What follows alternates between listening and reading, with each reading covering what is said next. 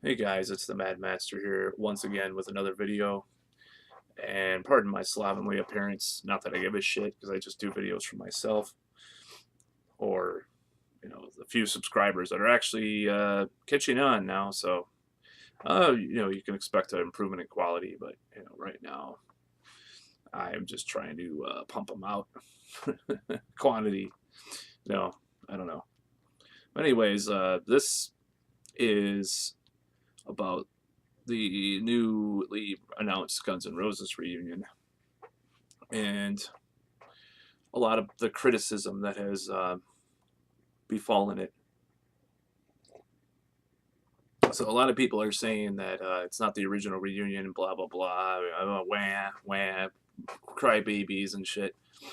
And I would just have to say, well, for most of the existence of the Guns N' Roses name, uh, the actual lineup that was on Appetite for Destruction did not last. Maybe let's see, 1986 through 1989. So maybe it lasted about 3 years.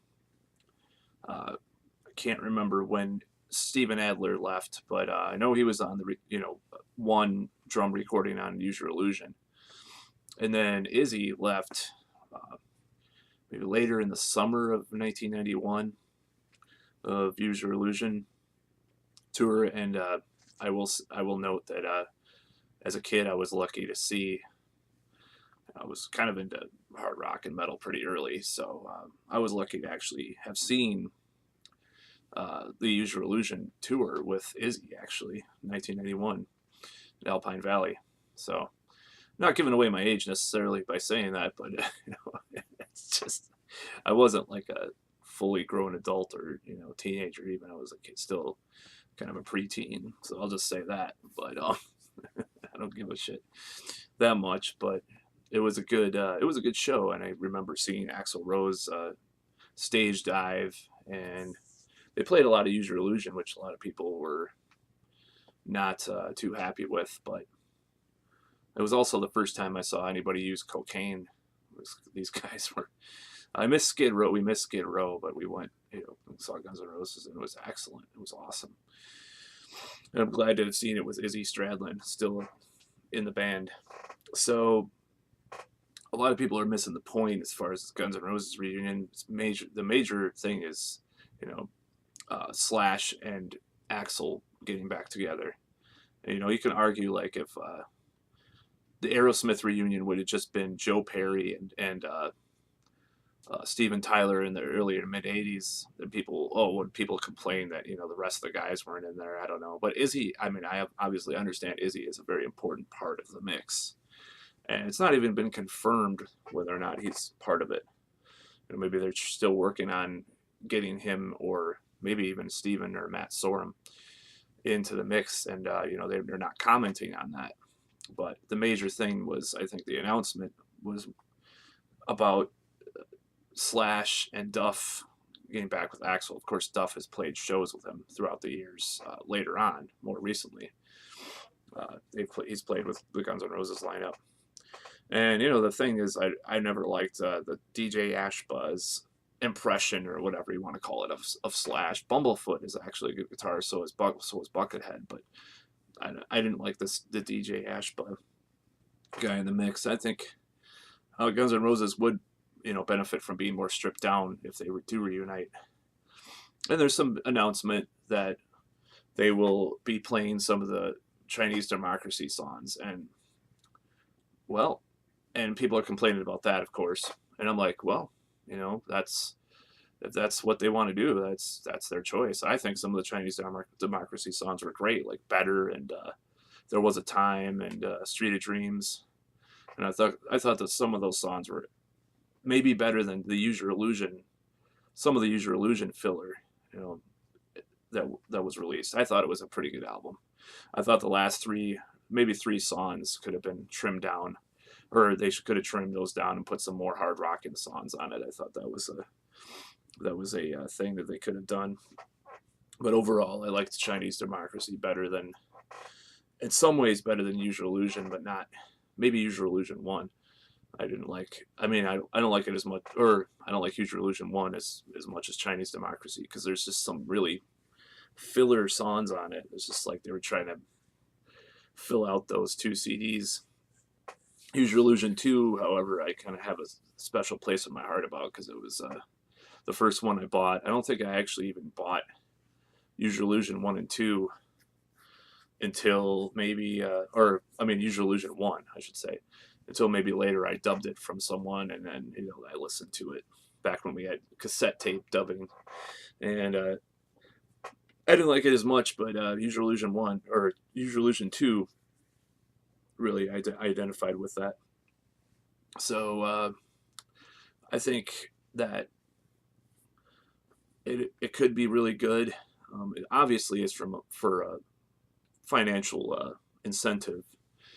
There's no denying that. I know Slash recently had a divorce. This is what happens. So if you look into the financial history of rock musicians, and look at the times that they reunite, this happened with Kiss. This happened with so probably several other bands.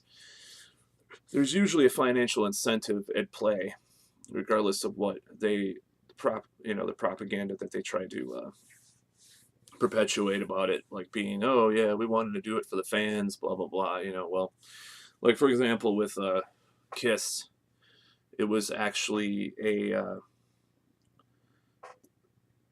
there were I think one of the guys, I think it was either Peter or Ace, declared bankruptcy, and they were very close. One of the others was one of those two. The other one was very close to bankruptcy. Gene and Paul had invested in, I don't know if it was like oil stocks or some coal mines or something. I read it in this. There's this book about the financial history and the history of Kiss. I think. God, what is it called? I read it a long time ago. I think I have it somewhere, but let's see. I'm gonna actually check on that.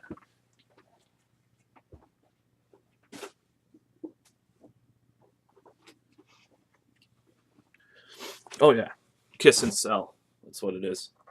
It's a pretty good book about what happened with Kiss and their trajectory, and spending too much money on shows and all this other stuff, and being financially in trouble. So in the early '90s, Gene and Paul weren't going bankrupt, but they weren't, they were in debt. So I think all those things compounded into when the reunion happened. So I think Revenge was actually a pretty good album, but once they figured things out that they wanted to do that, they decided to reunite and put the makeup back on. I think it was kind of leaning towards that because of that, like I forgot what the song was off of Hot in the Shade, but they had a video where they are wearing makeup and all that stuff. So as far as reunions, it was inevitable that Guns N' Roses reunited. I think there was just been rumors over the years about if there's going to be a reunion, and just people. It was a self-fulfilling prophecy. I predicted 2 years ago, actually, on Blabbermouth. I said, yeah, there will be a Guns N' Roses reunion within 2 years.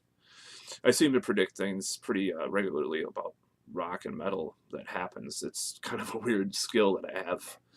I wouldn't say I'm like a psychic, but it's just it's just knowing the history of how things happened. And like even it sounds ridiculous, but back in the day when before that Hellhammer box set came out, and I'm not saying that I'm not giving myself credit for like influencing musicians that read Blabbermouth, but I said, oh, they should, Tom Warrior should go back and just remaster all those demos. They're crazy. There's some crazy stuff on there, because I heard them somewhere else, like the bootleg demos. He should just like do a box set. And then, a year or two later, he did a box set of the Hellhammer demos, which I own. It's just really cool. And I thought that was pretty cool. I don't know if I influenced that or not. Same thing happened actually with David Coverdale. So I was on YouTube and I would watch these live in Japan videos from the Slide It In era, and I was like saying, man, David Coverdale should get the master tapes of this and just release this as a live album. And then a year or two later, he fucking does that. The Live in '84 or whatever, Bad to the Bone or whatever. So it's kind of funny, but that's just on a side note. But yeah, I think the Guns N' Roses reunion could be pretty good. You know, it would be kind of fun to watch and interesting to watch. It's definitely the most interesting thing to happen this year so far with rock and metal. And do I think it's only a partial reunion? Yeah, that's true. But you know, they'll try to play up the songs from the earlier eras, and I hopefully Axl Rose will get in shape. And I don't mean in shape necessarily for his weight, but also his voice, because weight does affect your voice. Uh, as far as like being able to go through that, you know, run around on stage and be able to sing the notes. So he's like reverted to falsetto a lot lately, I noticed. So, which is kind of strange because he had a pretty good head voice. And Vince Neil's on a whole other level of shitty, you know, live. As far as the last Motley Crue clips I saw, it was just absolutely awful. But they were hilarious at the same time. I was just watching that, but that has nothing to do with Guns N' Roses. But nevertheless, I think it's pretty cool that they're getting back together with Slash, and I'm actually kind of excited to see stuff. And I may not go to the show because it'll probably be an awful lot of money. Of course, if I got the money to go or I got a free ticket, I'd definitely make the trip to see him because it'd be kind of cool. And I never saw him with. You know, I never saw the braided Axl Rose live back in 2006 and all that when he was with Bucket. I don't know if Bumblefoot was part of it by then, but overall, I think it's a positive thing because we just need to take a look at that era again. You know, the era of rock and roll that people are missing out on. You know, I think it's a good thing. It's a positive thing. I mean, it's a money scheme in a lot of ways. You know, so I forgot to mention that. I think Axl Rose is probably looking to make some money too because of all the debts he went into recording Chinese Democracy. I think it was the most expensive album ever made, even though it took like 13 years or something. It was like $12 million or something like that. He like used. I mean, you listen to Chinese Democracy, it does sound kind of like they tried to. I don't know. It's a weird. It kind of sounds kind of synthetic because they probably had a hard time getting all the stuff to sound good together because it was recorded over such a period of time. But you know, overall, I think it's a decent album. I don't care what people say about it. I thought didn't change the world like people thought it would, or it wasn't this masterpiece of modern music or something. But I thought it was pretty good, and people's expectations were too high. But I enjoyed it. But he has to pay that back, I'm pretty sure. So the Slash reunion makes sense from that point of view. Now Duff.